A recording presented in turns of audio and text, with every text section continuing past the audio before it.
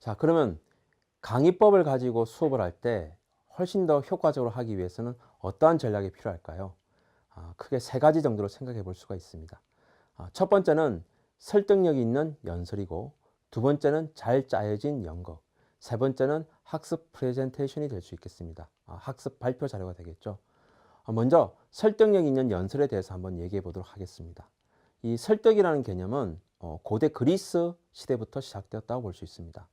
당시 정치가이자 철학자였던 소피스트들이 모여서 아고라 광장에 모여서 다른 사람들에게 연설하는 행위가 굉장히 중요했습니다. 왜냐하면 그로 인해서 정책이 결정이 되고 경제활동이 결정되었기 때문입니다. 그래서 이 설득에 관한 부분을 집대성한 사람이 아리스토텔레스인데, 이 아리스토텔레스가 만든 그런 학문 분야를 우리가 수사학이라고 합니다. 이 수사학은 영어로 레토릭이라고 되어 있고, 이 레토릭은 크게 세 가지 구성 요소를 가지고 있습니다. 첫 번째가 로고스, 두 번째가 에토스, 세 번째가 파토스입니다. 로고스는 이성적이라는 뜻으로서 논리적이고 체계성이 있는 것을 뜻합니다. 그래서 사람들에게 이해하게 때는, 설득력 있게 얘기할 때는 굉장히 논리적이고 진실된 얘기를 해야 된다는 뜻이고, 두 번째인 에토스는 인성적인 측면으로서 어느 정도의 말하는 사람의 어떤 믿음성, 신뢰, 권위에 대한 것입니다. 신뢰롭지 않은 사람이 말을 한다면 설득력이 없게 되겠죠. 그리고 그 말을 하는 사람의 권위가 없는 사람이라면 또 이해하기 힘들 것입니다. 보통 우리가 강의에서 권위를 유지하기 위해서 쓰는 방법이 있습니다. 주로 유명한 인사의 말이나 글귀를 인용하는 것입니다. 그렇게 함으로써 자신이 전달하고자 하는 방법을 설득력 있게 만들고 있습니다. 세 번째, 파토스가 있습니다. 파토스는 감성에 관한 부분으로서 듣는 사람의 마음가짐을 고민하고 반영하는 것입니다. 그 사람과 공감대를 이루어서 이야기하는 것이 굉장히 중요하겠죠. 이 파토스적인 측면을 강조하기 위해서는 마치 동네에 있는 친구, 동네에 있는 형처럼 느껴지도록 하기 위해서 일상의 경험들을 많이 예를 듭니다. 그리고 그런 이야기들을 굉장히 스토리 있게 만들어가는 것이 되겠습니다. 따라서 이 설득력 있는 연설이라는 것은 세 가지 요소를 다 갖춰야 하기 때문에 굉장히 많은 연습과 노력이 필요합니다. 특히 어떤 부분에서 논리성을 강조할 것이며, 어떤 부분에서 신뢰롭고 권위 있는 이야기를 할 것이며, 끝에 가서는 공감 있는 어떤 내용들을 담을 것인가를 잘 짜여지게 처음부터 끝까지 기획을 잘해야 됩니다. 그래서 잘 짜여진 연극이란 말을 쓰게 됩니다. 현재 인터넷에서 유명한 강사들이 있고 TV에 출연해서 강의를 잘하는 사람들이 있습니다. 이 사람들의 특징을 보면 처음부터 끝까지 연극처럼 잘 이루어져 있습니다. 이 연극이란 것은 먼저 미리 연습을 해봐야 된다는 것입니다. 따라서 우리가 강의를 가지고 주로 수업을 진행할 때는 미리 사전에 연습을 해야 된다는 것입니다.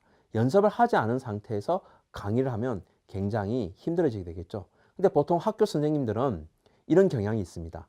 강의를 위주로 수업을 진행하는데 연습하지 않습니다. 그런데 1반부터 6반까지 수업을 들어간다면 대부분 동일한 내용을 6번 하게 됩니다. 따라서 첫 번째 들어가는 반에서 일단 약간 헤매게 됩니다. 헤매면서 뭔가 잘 짜여진 연극처럼 가기 위해서 중간중간 노하우를 얻게 됩니다. 그래서 제일 마지막에 들어가는 반을 보면 굉장히 잘 짜여진 연극처럼 이루어지게 됩니다. 근데 이렇게 한번 하고 나면 그 다음 해에는 좀 더 훨씬 더 낫겠죠. 그래서 교사가 한 10년 정도 같은 내용으로 반복하고 수업을 하게 되면 처음부터 끝까지 잘 짜여진 수업의 형태가 될 수가 있겠지요. 그래서 교사들이 강의법 위주의 수업을 탈피하기 어렵습니다. 왜냐하면 지금까지 해왔던 방식이 잘 짜여진 연극 형태로 가다 보니까 본인 스스로 강의법이 굉장히 효과가 있다, 그리고 내가 하기 편하다, 이런 생각을 가지기 때문입니다. 근데 이 시대에는 이 강의법이 좀 축소해야 되기 때문에 어느 정도 이런 부분들은 조금 포기해야 되는 부분들이 있다고 볼 수 있습니다. 마지막으로 중요한 것이 학습 프레젠테이션, 학습 발표 자료인데, 여기에 대해서는 잠시 후에 다시 살펴보도록 하겠습니다. 보통 강의를 하는 사람들은 발표 자료 없이 그냥 칠판에 본인이 분필로 써가면서 강의하는 경우도 있습니다.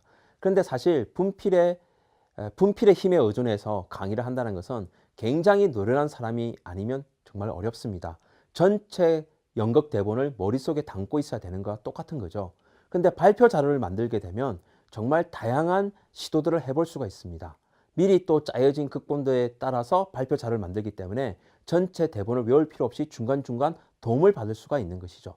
특히 오늘날 많은 사람들이 시각적 정보에 익숙하기 때문에 시각적으로 효과적으로 전달되는 것에 익숙해져 있습니다. 특히 말로 설명하는 것보다는 그림으로 제시한다거나 그림으로 제시하기보다는 동영상으로 제시하는 것이 훨씬 더 강의를 순조롭게 만들기 때문에 그와 같은 요소들을 굉장히 많이 집어넣어야 됩니다. 따라서 발표 자료를 만드는 것은 굉장히 중요한 부분입니다. 그런데 이런 발표 자료를 만들 때 중요하고 또 조심스럽게 생각해야 될 부분이 듣는 사람들이 단순하게 수동적으로만 듣기만 해서는 안 된다는 겁니다. 뭔가 그 사람들이 학습자들이 받아들일 때 적극적으로 받아들일 수 있는 요소들을 집어넣어야 된다는 것입니다. 따라서 발표 자료에서는 정말 핵심적으로 전달하고자 하는 부분들만 제시가 되고 대부분의 내용은 학습자가 아닌 교사의 입으로 전달되도록 만들어야 된다는 것입니다. 그래야만 교사의 목소리에 집중하게 되는 것입니다. 자, 그러면 발표 자료는 어떻게 만들 것인가? 첫 번째 방법은 간결하고 쉽게 작성하는 것입니다. 쉽게 만들기 위해서는 도표라든가 인포그래픽을 통해서 제시가 돼야 될 부분이고, 그리고 또 두 번째로는 핵심 메시지를 전달해야 됩니다. 핵심 메시지는 필요한 단어만, 즉 키워드라든가 요약된 내용만 제시해야 됩니다. 만약에 이걸 굉장히 긴 문장으로 쓴다면은 필요한 경우에 필요한 글자 부분만 색깔을 달리해서 강조점을 줄 수가 있습니다. 간결하고 쉽고 핵심 메시지를 전달하는 이와 같이 만들어진 발표 자료에 대해서는 기본적으로 통용되고 있는 법칙들이 있습니다.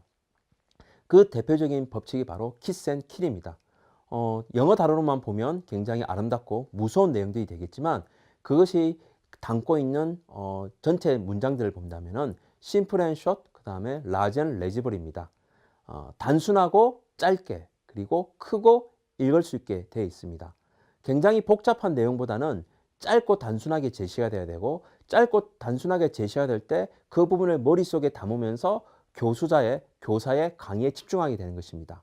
그리고 크고 읽을 수 있게 하는 것이 굉장히 중요합니다. 왜냐하면 강의를 하다 보면 앉은 자리에서 순서대로 앉다 보면 맨 뒤에 끝사람은 잘 보이지 않을 때가 있습니다.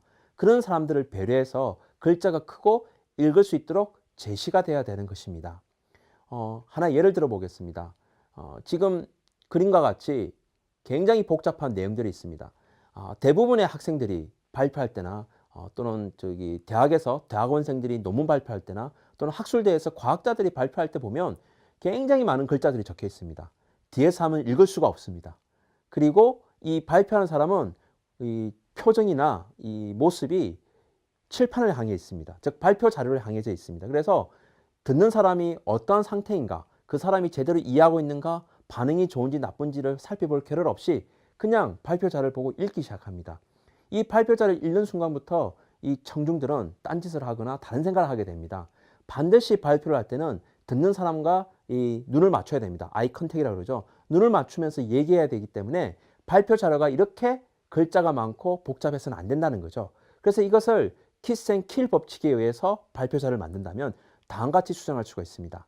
가장 중심적인 단어들만 제시를 하고 이 중심적인 단어들을 보고서 진행을 해야 된다는 거죠. 그런데 이렇게 진행하기 위해서는 가장 중요한 한 가지가 있습니다. 전체 내용을 발표자가 숙지해야 된다는 것입니다. 즉 강의를 진행하는 사람은 전체 잘 짜여진 시나리오를 잘 이해하고 숙지하고 있다가 발표 자료에 등장하는 키워드를 보고서 내가 무슨 얘기를 이제 이어나가야겠구나 라는 생각을 가져야 된다는 것입니다. 사실 지금 제가 강의하고 있는 것도 제가 어떤 자료를 만들 때는 역시 키워드 중심으로 자료를 만듭니다. 그리고 그 키워드를 보고서 강의를 진행하는 거죠. 지금 제가 이야기하고 있는 이 방식이 대본대로 작성된다면 제가 어떻게 이 강의를 진행하겠습니까? 마찬가지로 유능한 강사라면 이와 같이 간단한 키워드 중심 그리고 집중될 수 있는 이미지를 제공함으로써 충분히 활용적인 강의들을 만들 수가 있습니다. 또 한 가지 이런 발표 자료를 만들 때 주의할 점은 저작권에 관한 부분입니다.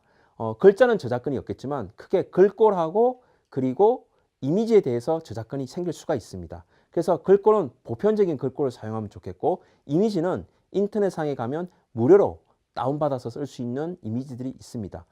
구글을 검색해서 나오는 이미지가 무료는 아니고요. 무료로 제공하는 이미지 사이트들이 있기 때문에 그곳에서 전 세계 사람들이 다양하게 상업적으로 사용해도 상관없는 이미지를 가지고서 사용한다면 충분히 효과적인 발표 자료를 만들 수 있다고 보여집니다.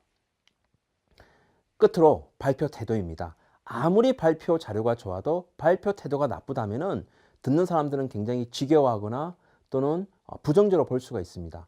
발표에 있어서 가장 중요한 것은요, 자신감입니다.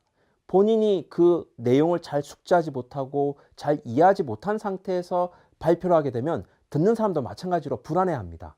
그래서 이 자신감을 가지고 상대방에게 다가가야 확신과 신뢰를 주고 상대방을 설득할 수 있다는 것입니다. 제가 하는 강의 중에 혹시라도 제가 약간 불안해 보인다 그러면 제가 잘 모르는 것이 될 것이고, 제가 굉장히 자신감 있게 얘기한다면 굉장히 내용을 숙지하고 있다, 이렇게 보셔도 무난할 것 같아요. 그 다음에 두 번째는 청중을 참여시키는 방법입니다. 사실 강의법에 있어서 청중을 참여시키기 쉽지 않은데 어떤 걸 유도하는 것이 될 수가 있습니다. 누구나 대답할 수 있는 내용 또는 누구나 답을 할 수 있는 내용에 대해서 여러 번 그렇죠? 라고 하는 것도 일종의 참여를 유도하는 방법이 될 수가 있습니다. 이런 참여를 유도하기 위해서는 재미있는 어떤 위트 있는 내용, 유머, 이런 부분들이 필요하고요. 너무 상투적인 표현보다는 뭔가 참신하고 공감할 수 있는 질문을 던지는 것도 청중의 참여를 유도하는 것입니다. 예를 들면 여러분 어떻습니까? 재밌습니까? 이와 같이 지금 진행하고 있는 과정에 대해서 질문한 것도 일종의 공감이라고 볼 수 있는 거죠. 이때는 어떠한 형태의 대답이 돼도 상관없는 질문들을 하면 좋겠습니다.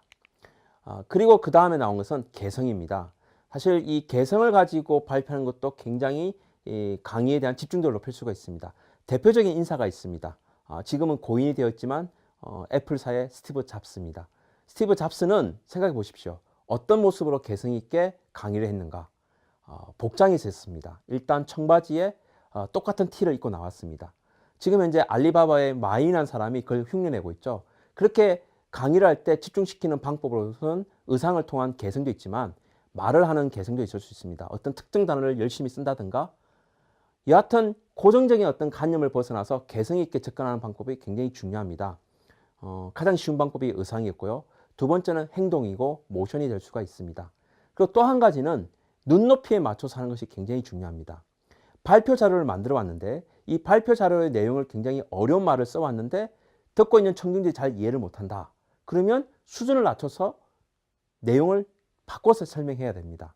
그런데 만약에 발표 자료보다 수준이 높은 사람들이다 라고 인식이 되면 훨씬 더 높은 내용의 이야기를 전달해야 됩니다. 즉 듣고자 하는 사람들, 청중 집단의 특성을 파악해야 되는 거죠.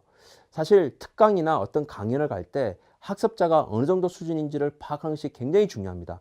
저도 외부 강의를 갈 때 항상 물어보는 것이 몇 명이냐, 그리고 그 사람들이 어느 수준이냐, 그리고 어느 정도 지식이 있느냐, 여기에 따라서 내용이 달라질 수가 있습니다. 연령층이 높으신 분들을 대상으로 강의를 할 때 그분들이 시청하지 않는 TV 프로그램의 내용에 대해서 예를 들어서 설명한다면 그분들은 공감을 이루지 못할 것입니다. 이처럼 강의를 미리 잘 짜여진 시나리오대로 준비해 왔더라도 청중의 어떤 눈높이에 따라서 바꿀 수 있는 그러한 자세가 필요하다고 여겨집니다. 여러분들 지금까지 강의법에 대한 약간 이론적인 내용들을 살펴보았습니다. 강의를 잘하기 위해서는 다른 사람의 강의를 들어볼 필요가 있습니다. 지금 현재 텔레비전이나 인터넷에서 강의를 잘하는 사람들의 모습을 살펴보십시오. 그리고 그 모습들에서 제가 설명드렸던 이론적인 내용들을 대입해서 보십시오. 그러면 어떠한 점들이 뛰어나기 때문에 그 사람들의 강의가 유명세를 타고 다른 사람들에게 인식이 잘 되는가 확인할 수 있을 것입니다. 강의법은 오늘날 시대는 축소되고 있는 경향이 있지만 그래도 가장 중요한 교수법의 하나임을 꼭 명심하시기 바랍니다.